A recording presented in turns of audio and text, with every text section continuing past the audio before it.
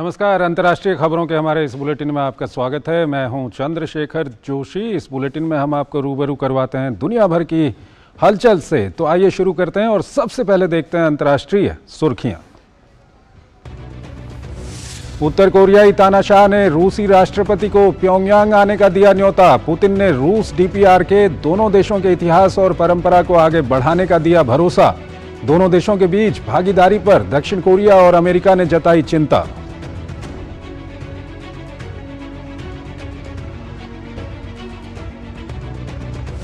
चीन ने ताइवान को घेरने के लिए जारी किया ब्लूप्रिंट। ताइपे के लोगों को फुजियान में आर्थिक गतिविधि शुरू करने का दिया प्रलोभन। ताइवान ने चीन की योजना को बताया हास्यास्पद।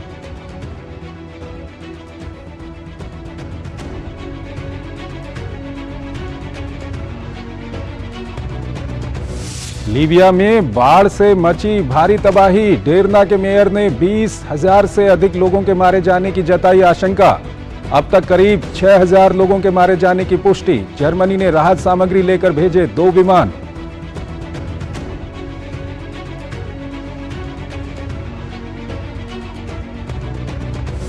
यूरोपीय सेंट्रल बैंक ने एक बार फिर की ब्याज दरों में बढ़ोतरी। ईसीबी ने महंगाई दर को 3% तक लाने का रखा लक्ष्य। आगे ब्याज दरों में बढ़ोतरी नहीं करने का दिया संकेत।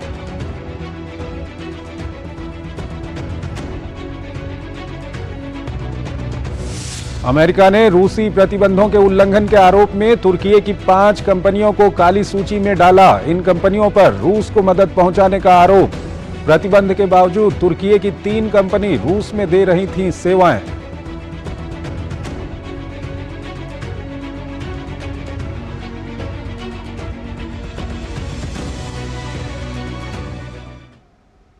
और आइए सबसे पहले आपको दिखाते हैं एशिया का आईना।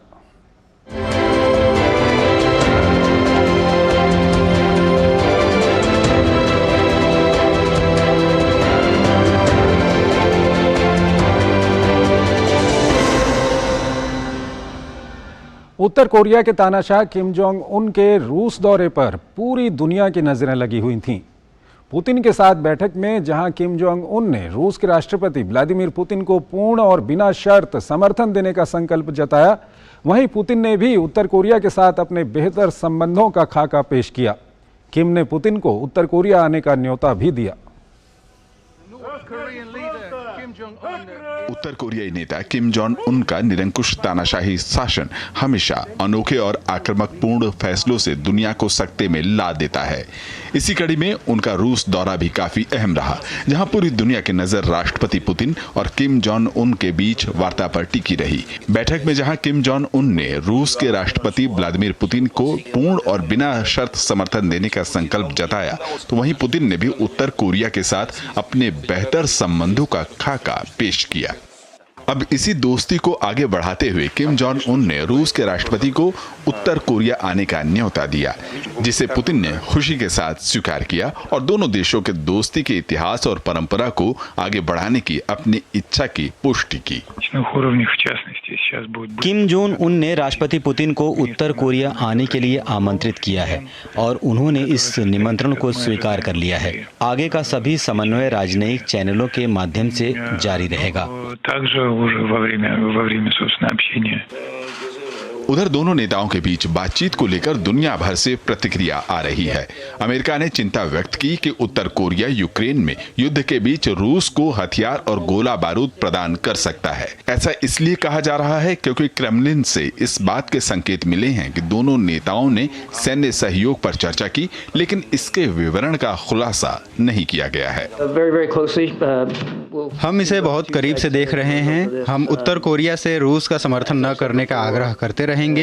यूक्रेन पर युद्ध या किसी निर्दोष को मारने में पुतिन की मदद नहीं करनी चाहिए और अगर वे किसी प्रकार के हथियार सौदे के साथ आगे बढ़ने का फैसला करते हैं तो हम इससे उचित तरीके से निपटेंगे। वहीं दक्षिण कोरिया ने भी उत्तर कोरिया और रूस के बीच सैन्य सहयोग को लेकर चिंता व्यक्त की है। उनके मुताबिक इससे दुनिया में अराजकता बढ़ेगी। मैं एक बार फिर रूस और उत्तर कोरिया से अवैध गतिविधियों को रोकने का आग्रह करता हूं, जो खुद को और दुनिया को पीछे की ओर ले जाएंगे। उन्हें संयुक्त राष्ट्र सुरक्षा परिषद के अंतर्राष्ट्रीय मानदंडों का पालन करने की जरूरत है। बहरहाल बुधवार को रूस और उत्तर कोरियाई नेताओं के बीच यह बैठक एक साइबेरियाई रॉकेट प्रक्षेपण केंद्र में हुई, जो करीब 4 घंटे चली। वहीं पश्चिम देशों द्वारा अलग थलग किए गए इन दोनों नेताओं के बीच यह बैठक इस बात को रेखांकित करती है कि दोनों के हित किस तरह से एक ही दिशा में हैं। और आइए अब अगली खबर की ओर आपको लिए चलते हैं। सैन्य ताकत के प्रदर्शन के बाद चीन ने अब ताइवान पर दूसरे तरह का दबाव बनाना शुरू कर दिया है। चीन ने ताइवान को आर्थिक नुकसान पहुंचाने का प्लान बनाया है। इसके तहत चीन अब ताइवान के उद्योगपतियों पर डोरे डाल रहा है। हमारी इस रिपोर्ट में विस्तार से जानिए क्या है चीन का प्लान। ताकत के सहारे ताइवान पर काबू पाने जब चीन की हसरत पूरी नहीं हुई तो उसने वहां के व्यवसायियों पर डोरे डालने शुरू कर दिए। ताइवान की अर्थव्यवस्था को नुकसान पहुंचाने के मकसद से चीन ने अब ताइवान में मौजूद अपने नागरिकों को लुभाते हुए फुजियान में आर्थिक गतिविधियों को तेज कर दिया, जिसके लिए ताइवान में मौजूद चीनी नागरिकों को कई तरह के प्रलोभन दिए जा रहे हैं। कम्युनिस्ट पार्टी की सेंट्रल कमेटी और स्टेट काउंसिल ने ताइवान पर कब्जे और उसके बाद वहां अपनी सत्ता जमाने के लिए फुजियान में एक प्रशिक्षण केंद्र बनाया है, ताकि फुजियान और ताइवान की दूरी कम की जा सके। चीन ने अपने ब्लूप्रिंट में फुजियान आने वाले ताइवान के लोगों के लिए नौकरी और व्यापार के बेहतर विकल्प देने का वादा करते हुए इंडस्ट्रियल और कैपिटल कोऑपरेशन बढ़ाने की बात कही है। चीन ताइवान की कंपनियों को अपने स्टॉक एक्सचेंज में शामिल होने के लिए भी प्रोत्साहित कर रहा है, ताकि उनकी अर्थव्यवस्था को धार मिल सके। ताइवान की कंपनी को चीन ने अपने रेडियो और टीवी प्रोडक्शन कंपनी शुरू करने का प्रलोभन भी दिया जा रहा है। व्यवसायियों और निवासियों दोनों को बेहतर सेवा के साथ एक प्रभावी बाजार और एक सक्षम सरकार मिल रहा है, ताकि उद्यमों को लाभ पहुंचे और लोगों को संतुष्टि मिले। फुजियान ने लगातार सुधार करते हुए एक बाजार उन्मुख, कानून आधारित और सुविधाजनक व्यावसायिक वातावरण बनाने के लिए वर्षों से प्रयास किया है। चीन द्वारा जारी ब्लूप्रिंट में ताइवान के आम नागरिकों और कामगारों के लिए फुजियान में बसने के अवसरों की जानकारी दी गई है। चीन कम्युनिस्ट पार्टी की तरफ से कहा गया है कि ताइवान के लोगों के लिए फुजियान प्रांत में रहना और काम करना इसलिए भी आसान होगा क्योंकि सरकार ने सामाजिक कल्याण कार्यक्रमों को अपनी प्राथमिकता में रखा है। ब्लूप्रिंट के तहत ताइवान के नागरिकों के लिए चीन में संपत्ति खरीदना, सही इलाज और बच्चों को स्कूलों में दाखिला लेना आसान होगा। किसी कंपनी को पंजीकृत करने के लिए आवश्यक समय को घटाकर एक कार्य दिवस कर दिया गया है। फुजियान में विभिन्न प्रकार के स्वामित्व वाले उद्यमों की संख्या 2012 के अंत में 1.4 मिलियन से बढ़कर वर्तमान में 7.47 मिलियन हो गई है। बहरहाल एक तरफ चीन ने जहां अपनी योजना को ताइवान के लिए फायदेमंद बताया तो वहीं ताइवान ने इसे सिरे से खारिज कर दिया। सत्तारूढ़ डेमोक्रेटिक प्रोग्रेसिव पार्टी ने इसे हास्यास्पद बताते हुए विस्तारवादी सोच का परिणाम करार दिया। ताइवान ने चीन की योजना पर प्रतिक्रिया देते हुए कहा कि चीन अपनी एकीकरण योजना से ताइवान को घेरने का प्रयास कर रहा है, जो कभी पूरा नहीं होगा। सिंगापुर में जन्मे भारतीय मूल के अर्थशास्त्री थर्मन षणमुगरत्नम ने गुरुवार को देश के 9वें राष्ट्रपति के रूप में शपथ ली। थर्मन का कार्यकाल 6 साल रहेगा। उन्होंने हलीमा याकूब की जगह ली है, जिनका कार्यकाल 13 सितंबर को खत्म हो गया था। 2001 में राजनीति में शामिल होने से पहले थर्मन सिंगापुर के मौद्रिक प्राधिकरण में एक अर्थशास्त्री और एक लोक सेवक थे। उन्होंने शिक्षा और वित्त मंत्री के रूप में कार्य किया है और 2011 से 2019 तक उप प्रधानमंत्री के पद पर रहे। उन्होंने अंतर्राष्ट्रीय मुद्रा कोष, विश्व आर्थिक मंच और संयुक्त राष्ट्र सहित कई वैश्विक संगठनों में प्रमुख पदों पर भी कार्य किया है। चलिए अब आपको दिखाते हैं अफ्रीका नामा।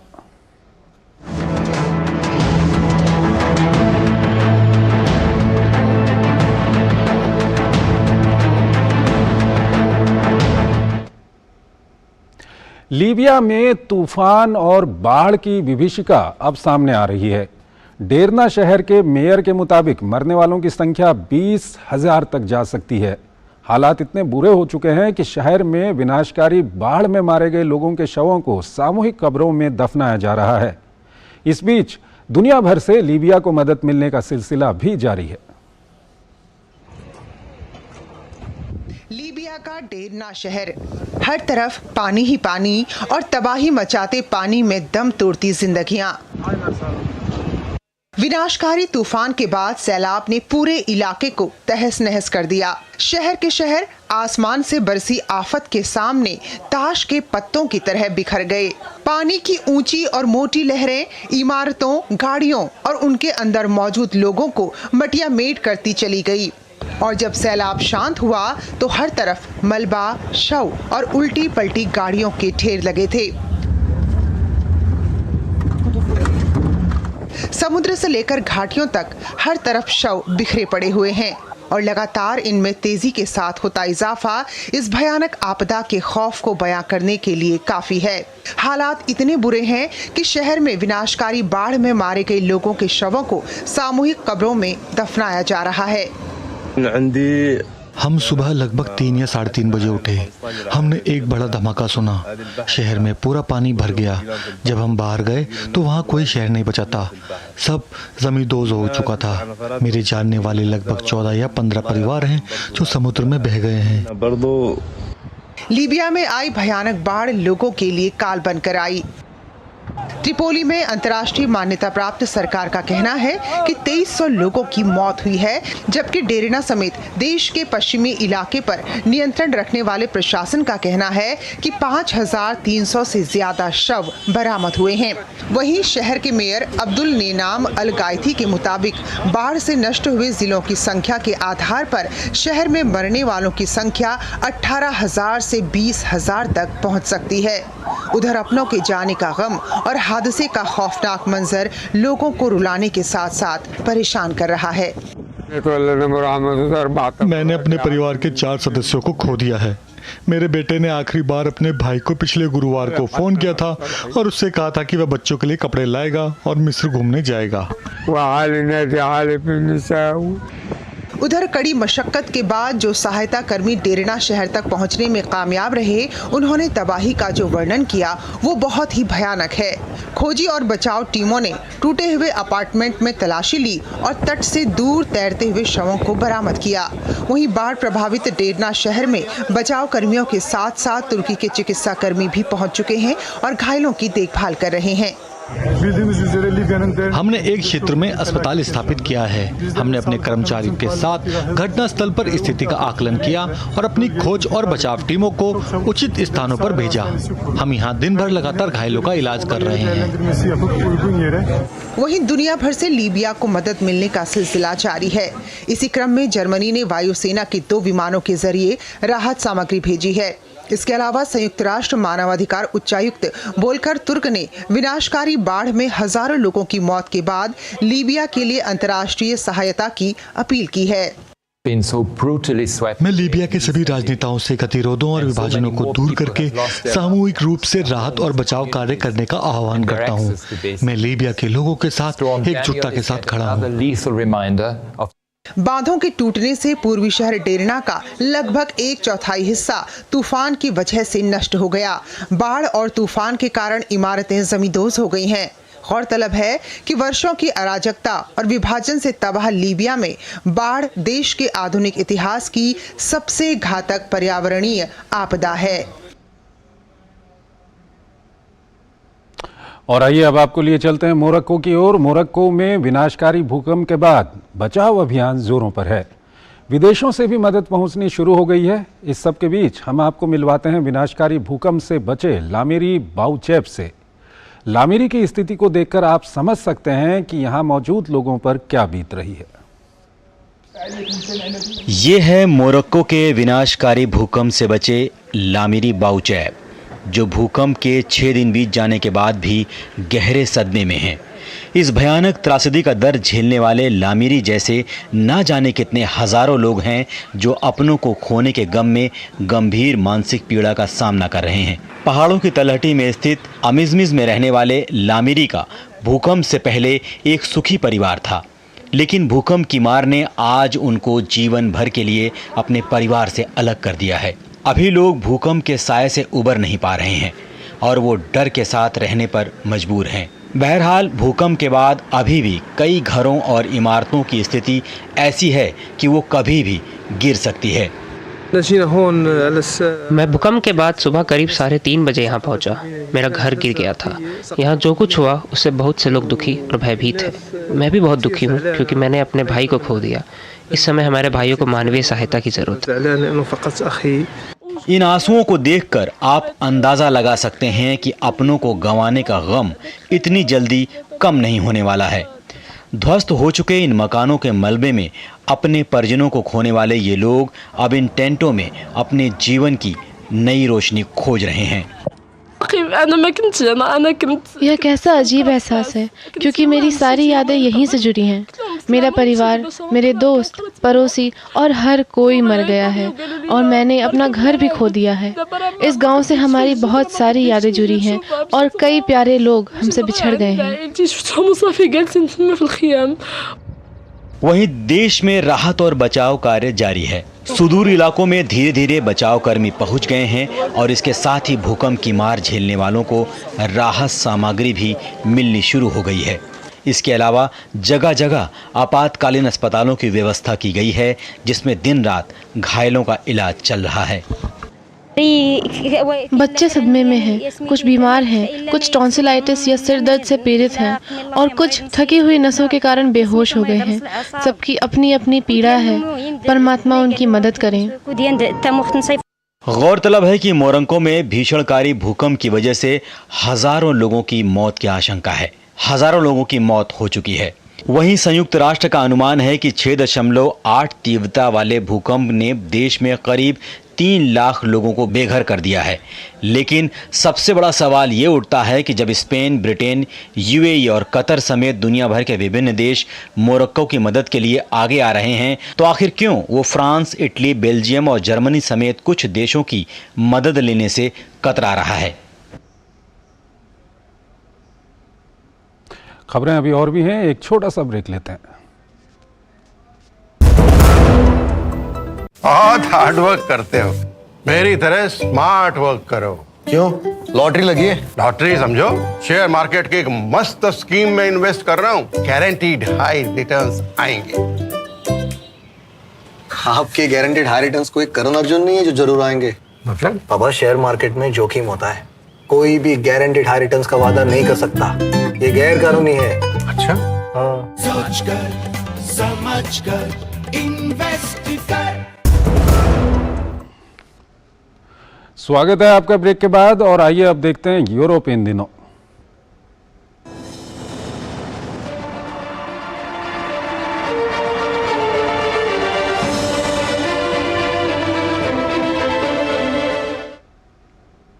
महंगाई पर लगाम लगाने के लिए यूरोपियन सेंट्रल बैंक ने एक बार फिर ब्याज दरों में बढ़ोतरी की है। सेंट्रल बैंक ने लगातार 10वीं बैठक में ब्याज दरों में बढ़ोतरी का फैसला किया है। ईसीबी ने डिपॉजिट रेट को 3.75% से बढ़ाकर 4% कर दिया है, जो कि 1999 में यूरो के अस्तित्व में आने के बाद से सबसे अधिक है। यूरोपियन सेंट्रल बैंक के प्रमुख के मुताबिक वर्तमान दर उस स्तर पर जा पहुंची है जिसके बाद महंगाई को लक्ष्य के भीतर लाने में मदद मिलेगी। दरअसल यूरोप में महंगाई दर 5% के ऊपर बनी हुई है। यूरोपियन सेंट्रल बैंक ने 2% महंगाई दर का लक्ष्य रखा है। हालांकि ईसीबी के लिए 2% तक महंगाई दर को नीचे लाना इतना आसान भी नहीं है, क्योंकि सख्त लेबर पॉलिसी के चलते वेतन में लगातार बढ़ोतरी देखी जा रही है, तो ऊर्जा कीमतों में तेजी की वजह से महंगाई पर अधिक दबाव है। हालांकि ईसीबी ने ब्याज दरों में आगे और बढ़ोतरी नहीं करने का संकेत दिया है। यूक्रेन पर रूसी सैनिकों का चौतरफा हमला लगातार जारी है। हालांकि यूक्रेन भी पूर्वी क्षेत्र में जबरदस्त पलटवार कर बढ़त हासिल करने का दावा कर रहा है। यूक्रेन के मुताबिक खेरसोन क्षेत्र में रूसी गोलाबारी में एक 6 वर्षीय लड़के की मौत हो गई। कीव ने अपने दावे में कहा है कि उसने दक्षिण हिस्से और मध्य यूक्रेन में रात भर जारी ड्रोन हमलों में अधिकतर को नाकाम कर दिया। इस बीच एक महत्वपूर्ण घटनाक्रम में डेनमार्क को 4 F-35 लड़ाकू विमानों की आपूर्ति की जा चुकी है, जिसमें से कुछ लड़ाकू विमान डेनमार्क यूक्रेन को सौंपने का वादा कर चुका है। चलिए अब आपको दिखाते हैं अमेरिकाना।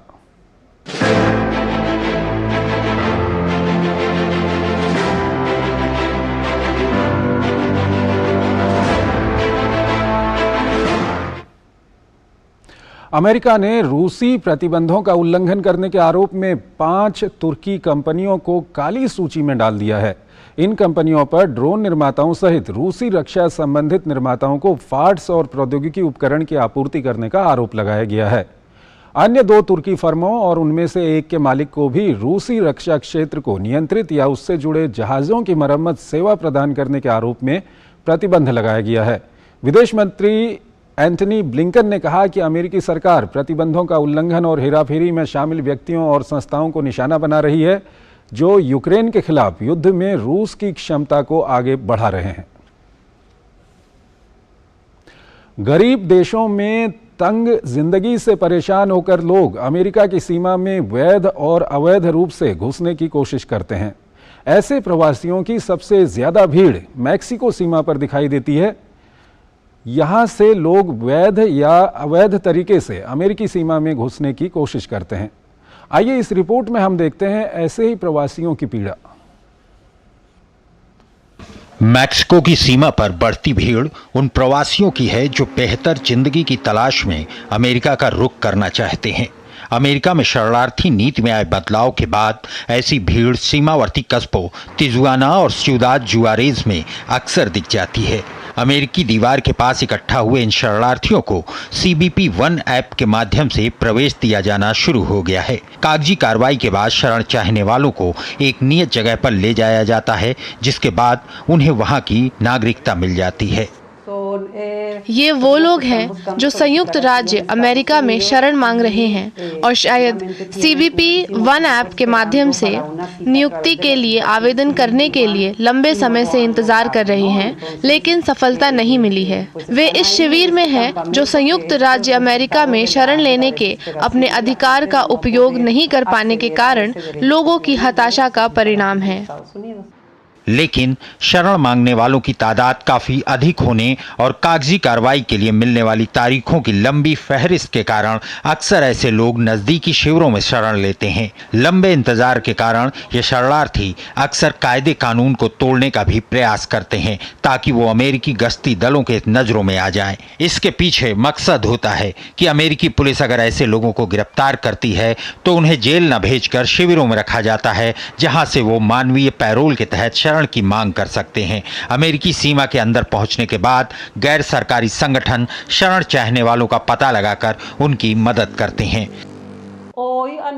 अमेरिकी सरकार ने घोषणा की कि वे बड़ी संख्या में शरण चाहने वाले लोगों को रिहा करेंगे, जिन्हें रिहा भी किया जा रहा है क्योंकि उन्हें मानवीय पैरोल के माध्यम से संसाधित किया गया था। शरण चाहने वाले लोगों को अगर रिहा कर दिया जाता है और नागरिक समाज उनका समर्थन करने, उन्हें आश्रयों में रखने और उनकी ज़रूरतों को पूरा करने के लिए आगे आते हैं। दरअसल होंडुरास, ग्वाटेमाला, वेनेजुएला और हैती जैसे देशों में गरीबी, हिंसा और राजनीतिक संकट की वजह से लोगों का पलायन लगातार जारी है। ऐसे लोगों के लिए आखिरी पड़ाव तिजुआना और सिउदाद जुआरेज स्थित सीमा ही होती है, जिसे पार कर शरण चाहने वाले अमेरिका में दाखिल होने की कोशिश करते हैं। दरअसल मैक्सिको की सीमा में सबसे अधिक संख्या में शरणार्थियों को वैध रूप से प्रवेश मिलता है, जिसके लिए कुछ निर्धारित नियम और शर्तें हैं, लेकिन मानदंड के पूरा नहीं होने से शरण चाहने वालों को महीनों तक इंतजार करना पड़ता है। इतना करीब फिर भी इतना दूर, आप नहीं जानते कि आप कब पार कर रहे हैं। वे आपको वापस लौटाएंगे या जाने देंगे। अमेरिका में प्रवेश करना इतना आसान नहीं है, बहुत सारे कारक हैं। उन्हें ऐसा नहीं करना चाहिए। वेनेजुएला, हैती, इक्वाडोर से लोग यहाँ आ रहे हैं। उन्हें कंटीले तार नहीं लगाने चाहिए। हर किसी को पार करने की अनुमति दी जानी चाहिए। हम सभी बेहतर जीवन के हकदार हैं। दरअसल अमेरिका से टाइटल 42 की समय सीमा समाप्त होने के साथ ही प्रवासियों के भीतर नई उम्मीद की किरण जगी है। हालांकि सीमा के दोनों तरफ प्रवासियों को कई मुश्किल हालात का सामना करना पड़ता है, जिसकी वजह से कई बार सीमा पर अप्रत्याशित दुर्घटना का अंदेशा बढ़ जाता है। और आइए अब आपको दिखाते हैं विश्व संस्कृति।